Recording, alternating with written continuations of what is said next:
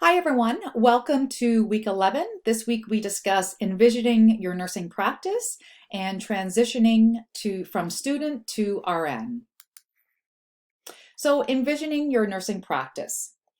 As you think about what it will look like when you become an RN, do you think of nursing as a job, one that has a decent salary and benefits, including vacation, but still mostly just as a way to make a living? Or does becoming an RN mean something different to you?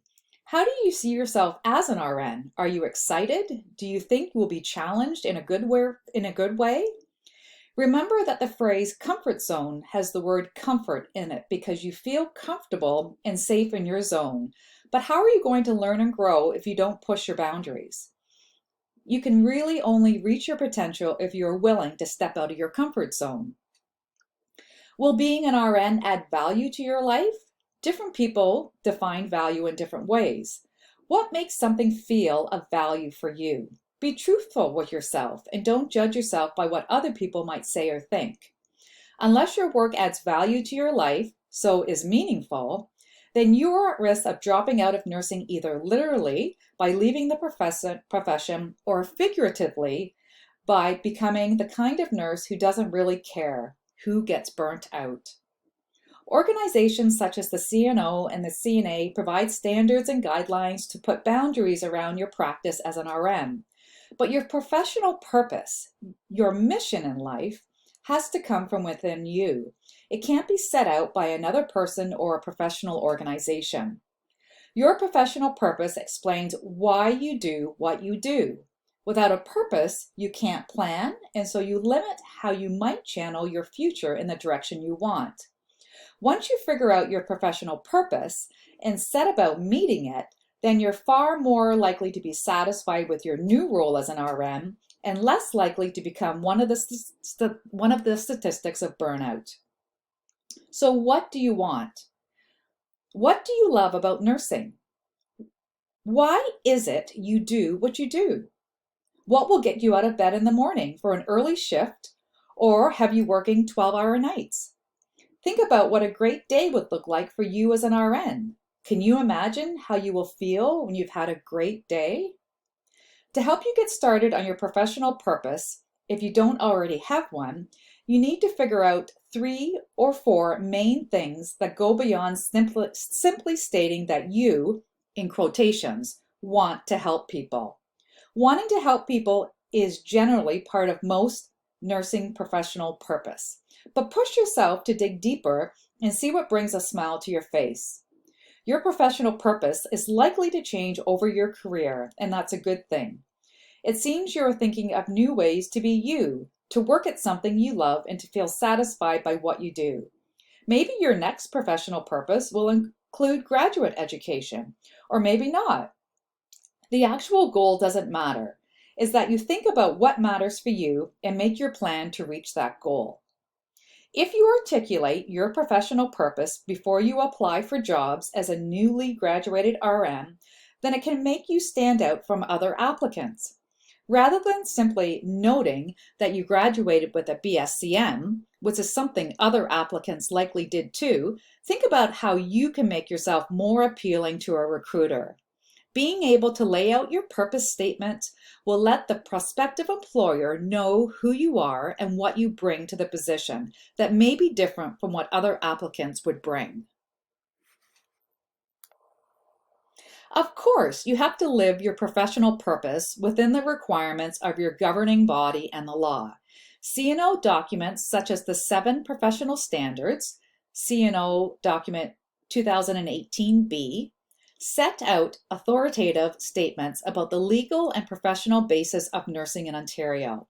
They interpret nursing's scope of practice in Ontario, but they do not provide comprehensive prescriptive statements that nurses must follow to the letter. Instead, nurses are supposed to understand what is expected of them and then make sure that they reflect on their practice and decisions to ensure they are meeting the CNO requirements. When you graduate from this program, and as long as you meet the other requirements, you will be deemed eligible to apply to become an RN in Ontario because your educational program is set up to cover the competencies within the CNO Entry to Practice document. But as we discussed in week 3, nursing is an autonomous profession, and individual nurses are autonomous as well. So when you become an RN, you will be required both legally and ethically to practice autonomously.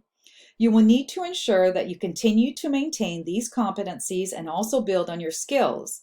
You will have responsibility for your own decision making, so you will be held accountable for knowing how to meet all the standards, and if you fail to meet a requirement, you will be held accountable for them as well. You will have to protect patients from harm, and you will need to work to your full scope of practice so patients can benefit from the full range of your nursing care. Remember that autonomy requires you to demonstrate accountability, responsibility, self-determination, independence, and a willingness to take risk. You are entering an exciting time in your life, but one that you should not take lightly. Plus, passing the NCLEX RN exam is just one step in becoming the RN you want to be. All CNO documents are available on the CNO website so that the public, not just nurses, can access them. If you remember from week 3, a main function of nursing regulatory bodies like CNO is to protect the public, and so it is important that the public knows what they can expect of nurses. The CNO wrote the Code of Conduct in 2019 to specifically tell the Ontario public what they can expect from all nurses registered in Ontario. As CNO noted, the Code of Conduct sets the bar for you when you become an RN. I think that the six principles in the code, along with the set of statements that accompanies each principle, should be your general guide for how you practice. You will continue to be held to meeting all the CNO requirements, but always following the Code of Conduct should help keep you on the right track. I strongly suggest that you consider printing off the Code of Conduct in a booklet form and keeping it with you so you can refer to it if you have a question about your practice. I'm not saying that it should be your only guide, of course. It's just a little something of a reminder can help you make a good decision when you are unsure of something. As I make my notes in August 2020, the province is still deep in the pandemic, though we are moving forward with opening up services in Ontario. But placements for nursing students continue to be a problem. The chances of placement during the fall term don't look promising, and it is hard to say if there will be enough placements for the winter term. So I don't know what your clinical will be looking like as you listen to this presentation for week 11 of this course. But I'm going ahead anyhow to give you some tips of your final practicum to help you as you transition to becoming an RN. Please use your remaining clinical time wisely. Whether it's in January or later, your time as a student during your integrated practicum can be really helpful in preparing you for your transition to being an RN. It's okay to start your IP working with and becoming a bit dependent on a preceptor, but don't plan to work with an RN for as long as possible during IP. You need to become comfortable handling a few patients on your own, and IP is the time to get started because as a student, you still have backup. But don't be afraid to spread your wings and fly. It's okay to set a goal to be independent as soon as possible, but that type of goal won't be as helpful as it will be for you to participate as fully as possible in all aspects of every clinical shift you have. Don't be an observer, be a doer.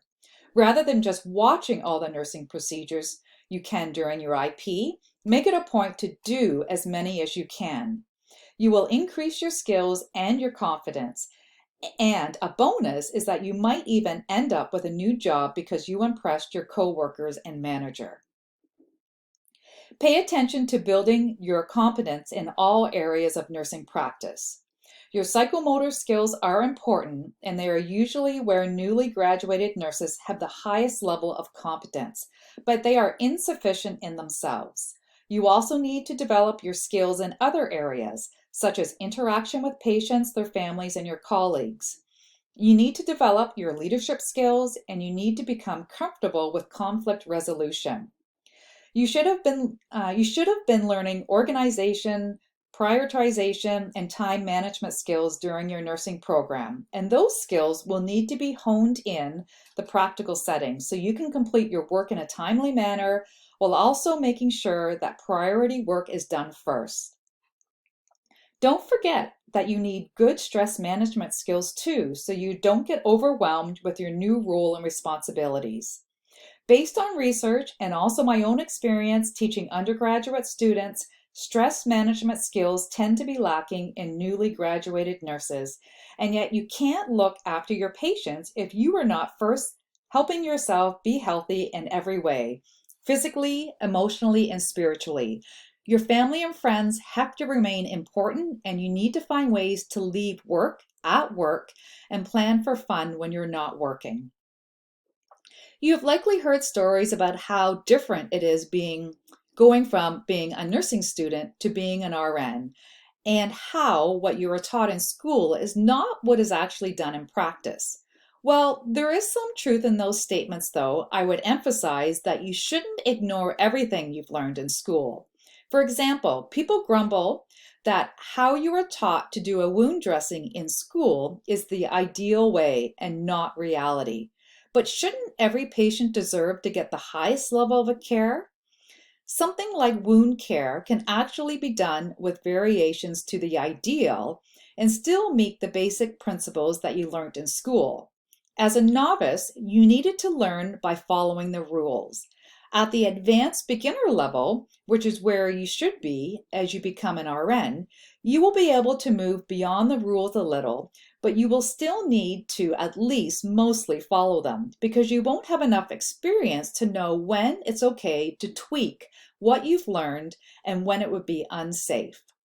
As you move forward in your career, you will move beyond the rules, but it doesn't mean that you forget them. Even the expert nurses who use their intuition and experience a lot don't forget the basics, and they also make sure that their practice is safe and ethical. Let's move on to transition shock and stages of transition. The transition period from student to registered nurse has been studied by various people.